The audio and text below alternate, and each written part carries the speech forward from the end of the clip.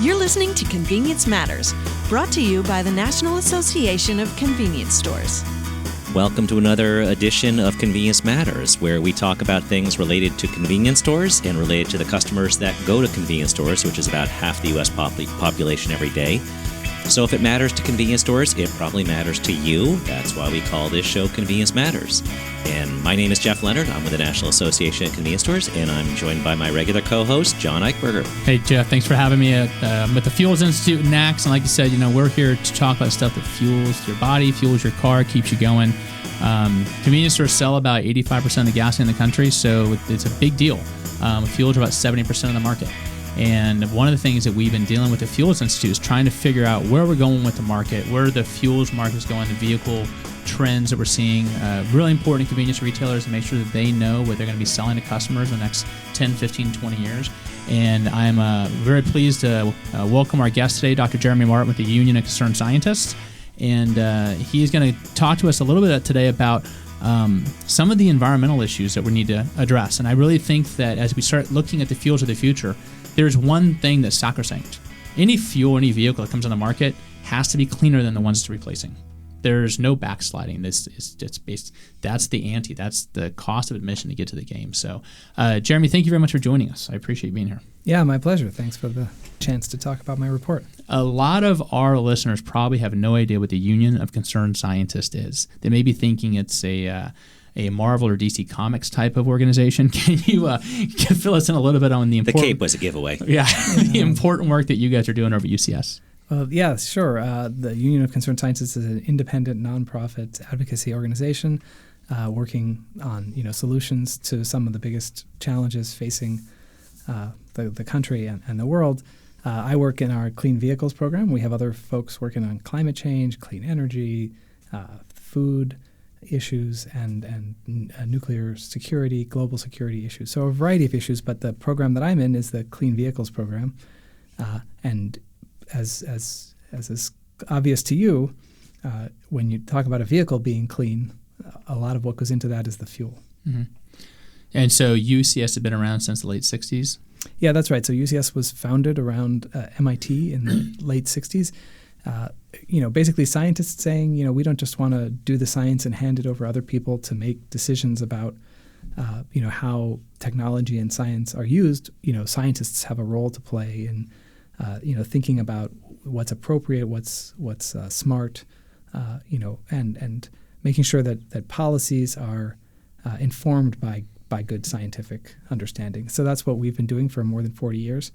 And it's been my great pleasure to work there for the last 8. Excellent. And also, you raised an excellent point, John, when you talked about clean fuels.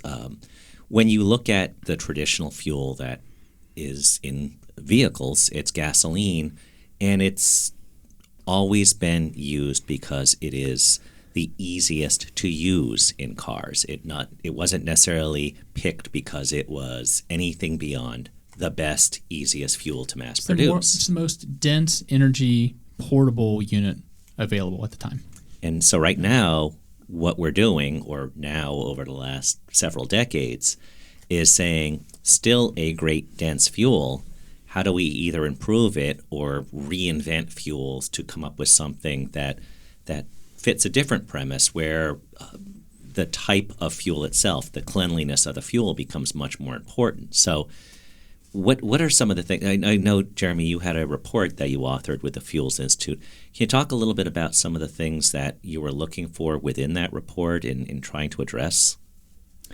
Yeah, well, so the basic question of our report is, how are fuels changing and what does the future hold? And so we look back a little bit and think about how fuels have changed in the last few years and then look into the future. And, there's a lot of different fuels out there. We focus on 3 primary ones: gasoline, ethanol, and electricity, sort of representing, where we've been for the last quite a few decades.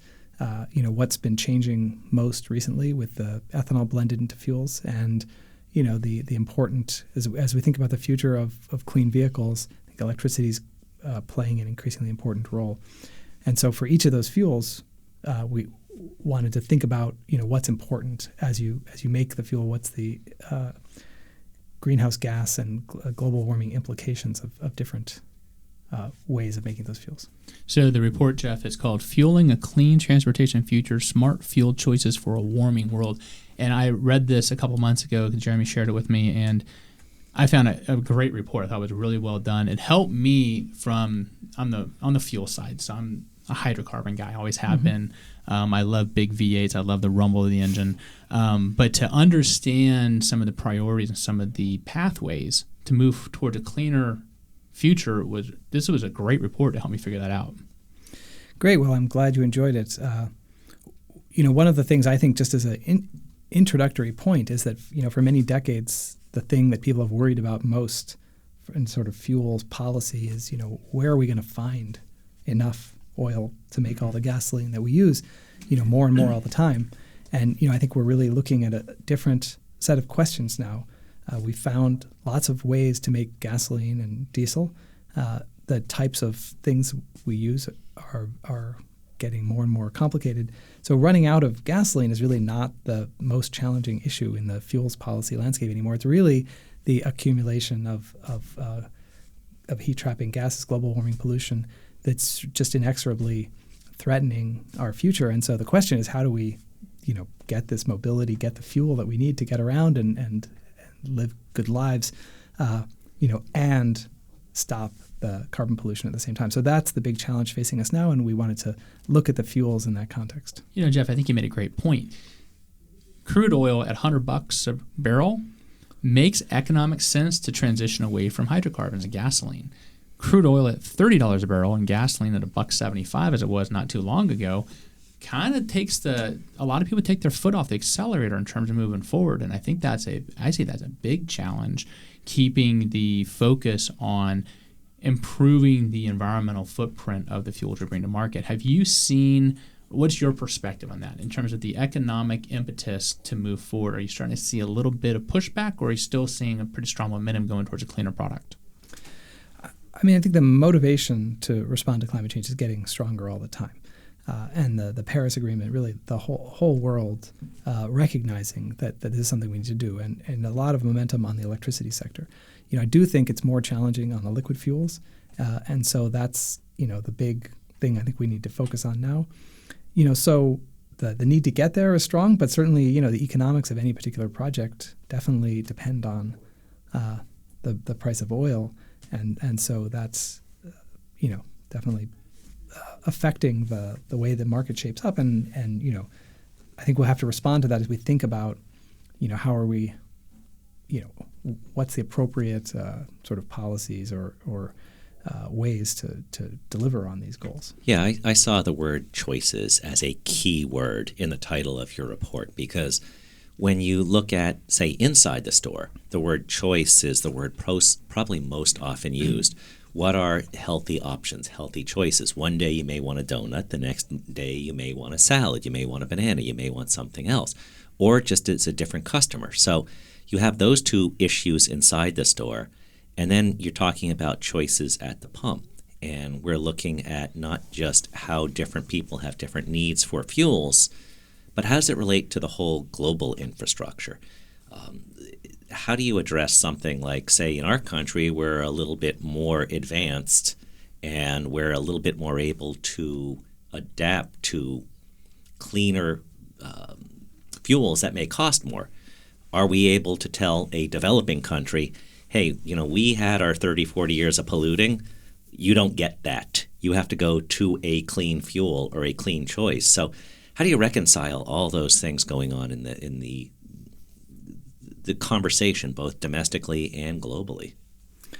Well, globally, I think we have to be clear that the consequences of climate change threaten everybody, and probably threaten the poorest people the most. And so this isn't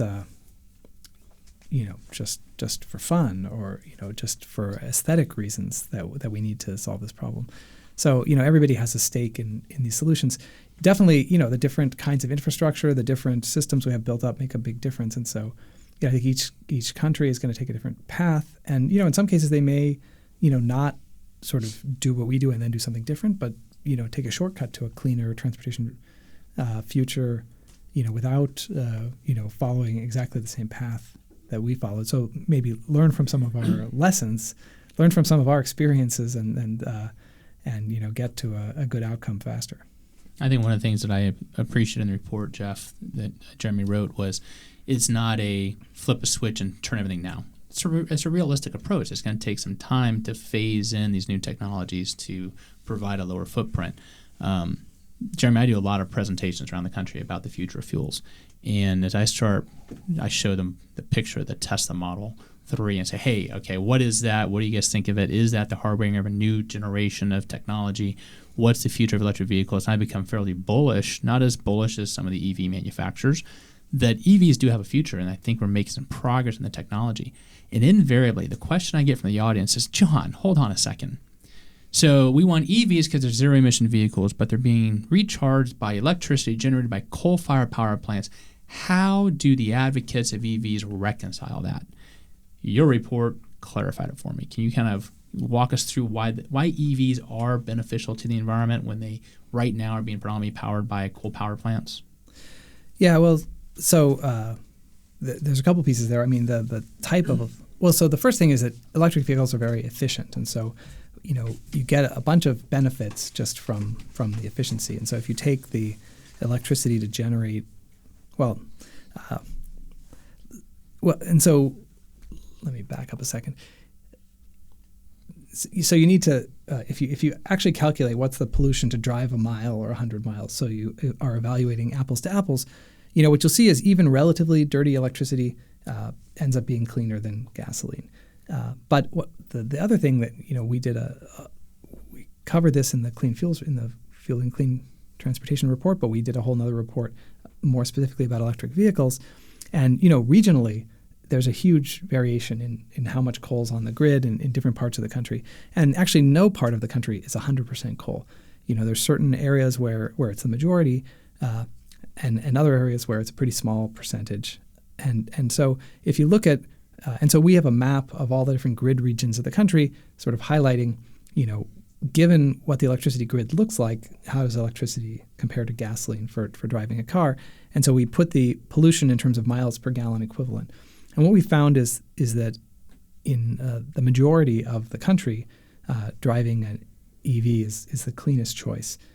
And even in places where, and so there's certain parts of the country where you might have lower pollution with the most efficient vehicles, like a car that got 40, 50 miles a gallon might pollute less than an EV charged up on a pretty polluting grid. So, so where you charged up matters. Now, one of the things that's interesting is that actually most of the EVs are located in places where the grid's pretty clean. So most of the EVs a lot of the EVs are in California and the West Coast on pretty clean sections of the grid. And so most of the EVs out there are very much cleaner, kind of getting 60, 70, 80, 90 miles equivalent kind of pollution per mile.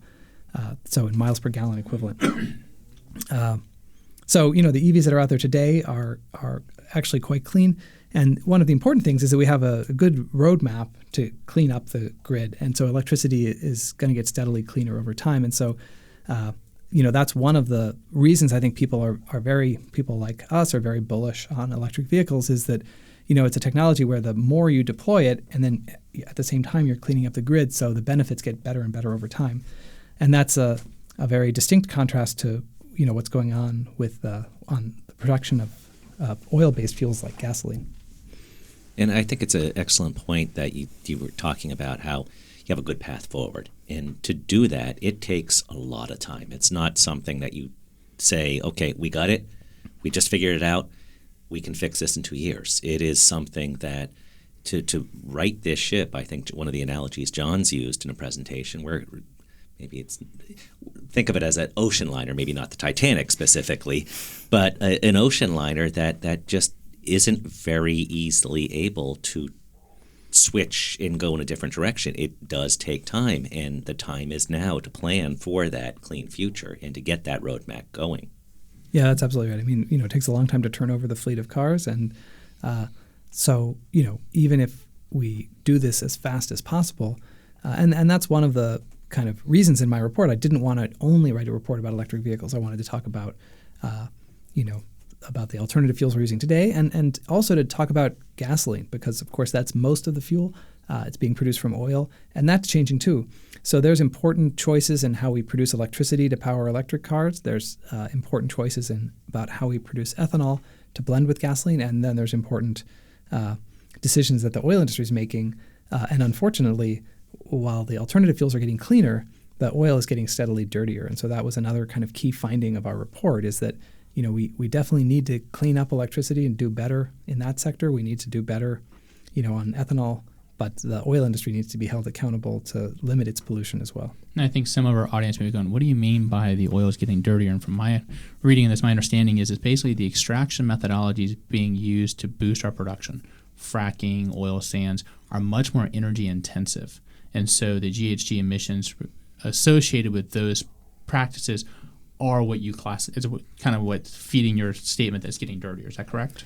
Yeah, absolutely. And I mean, you made a point about choices at at the convenience store, but this is actually not happening at the convenience store. It's really on the other side, hidden on the other side of the pump, right? So you decide what fuel to buy, you decide how much to drive, you decide maybe if you can you want to ride a bike somewhere instead, but you don't have a lot of control over the oil that's going into the refinery, that's producing the gasoline, that's showing up at the gas station. And so, that's a hidden part of the story, but an important part of the story that we wanted to highlight. And so that part of the story, the emissions are rising fairly dramatically as these dirtier, more polluting, more energy-intensive oils account for a greater share of the crude going into the refineries. Now, we've also seen through government program and through market-based pressures an increase in the use of biofuels in the market. And I know you and I have had a lot of other conversations about the future of biofuels. What is your thought on how that market is evolving, and what would you like to see happen to ensure that as more biofuels enter the market, we are actually moving the ball forward on environmental performance? Sure. So, one of the things I talked about in the report is, kind of looking backwards. And of course, as you're well familiar with, especially between sort of 2005 and 2010, a big change in the gasoline that was sold in the United States, going from, relatively minor use of ethanol in certain markets to using ethanol as 10% of fuel in essentially all the gasoline sold in the United States. And so that had a lot of implications. Both had some implications for the fuel, but it had a lot of implications also for markets for corn and things like that.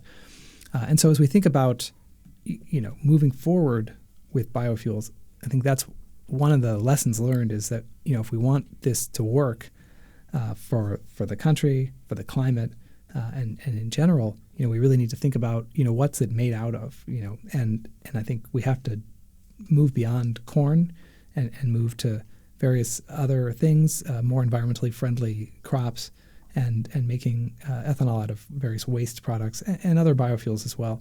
So I think that's the key there, is that as we move forward, this first generation of biofuels that brought us up to 10% ethanol, we need to do better if we're going to move forward, so that we can get greater environmental benefits and with fewer negative consequences. Now, John started out by talking about your organization is not this Marvel superheroes, although the work you do is kind of like superheroes. We hear a lot about the various energy sources related to whether it's ethanol or gasoline or hydrogen or electricity. Are there any kind of cold fusion equivalents out there that are just something that boy, it'd be really cool if we could do this. We don't know if we can, whether it will work in a vehicle, types of fueling that maybe 30 years from now we go, wow, we found it. Are there any things out there that we're looking at beyond the usual suspects? Well, I guess I'd point to two things. One is I think there's a lot of I think we've already started to look at it with electric vehicles charged with renewable energy. And so, people like solar energy, like wind energy. They understand those are clean and sustainable sources, and I think people like electric vehicles. But actually, when you put those two together, you have something that's greater than the sum of the parts. And one of the reasons for that is that one of the challenges with using very high amounts of renewable energy is that the sun's not shining at night, and et cetera. But electric vehicles carry around big batteries, and so just by using kind of being smart, using information technology, and aligning the charging with the sort of availability of plentiful, low-cost energy, you can actually make electric vehicles more attractive and make it easier to use these kinds of variable or intermittent renewable energy. And so that synergy, I think I'm very optimistic that, we're going to find that those two things, support each other. And I think a lot of people, in the kind of area that I work are enthusiastic about that. So I think that's one, it's not a surprise. People will have heard of this energy source and electric vehicles. But when you put them together, I think you have a real bigger advantage. There's also people working on, how do you make, whether it's, starting with hydrogen, how do you make chemical fuels with sort of artificial photosynthesis? And so I think this is maybe the whiz-bang idea. Could you increase the sort of, replace the plants with something that were, 5 or 10 times more efficient and not generate just electricity, but generate a hydrocarbon or a gas. So that's exciting science too. But I actually think, we have a lot of, kind of opportunities by being smarter about deploying the stuff we're already starting to see.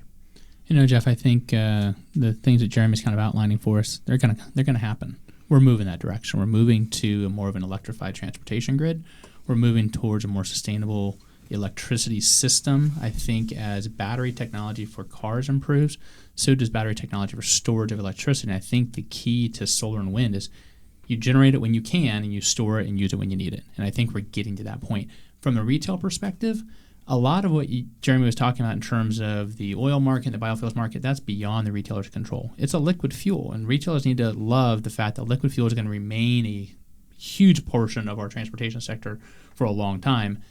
But as you mentioned, in my analogy, I use the Titanic because I use a photo of the Titanic and an iceberg. And I tell my audience, and I talk to them, look, you don't need to wake up tomorrow and say, what happened to my business? But you should be waking up tomorrow and looking for that iceberg and going, what can happen to my business in 15 years if I don't evolve? Because we're going to start seeing a reduction in liquid fuel consumption over the next 20 years. We're going to see an increase in electricity consumption for our vehicles. And the convenience retail industry needs to be paying attention so that they can take advantage of the opportunities that arrive. And I think, Jeremy, I really appreciate you joining us because hearing the perspective of your organization and the environmental community, which, let's be honest, the energy community doesn't necessarily get along with the environmental community very often. But it's very important that we communicate and actually listen to one another, because if we can work together and we can actually identify a common goal and common direction, we can actually make a lot of progress and bring everybody along with us instead of having fights in public. So I really do appreciate you joining us today. Yeah, my pleasure. Thanks. And Jeremy, is there a website or something like that for our listeners if they'd like to learn more? Yeah, please go to ucsusa.org. Well, thank you once again, Jeremy, and thank you once again for listening to Convenience Matters. If you have any suggestions for future episodes, shoot us a line, and we'll do what we can to get it on the air. You've been listening to Convenience Matters, brought to you by NACS. For more information about the National Association of Convenience Stores, go to nacsonline.com.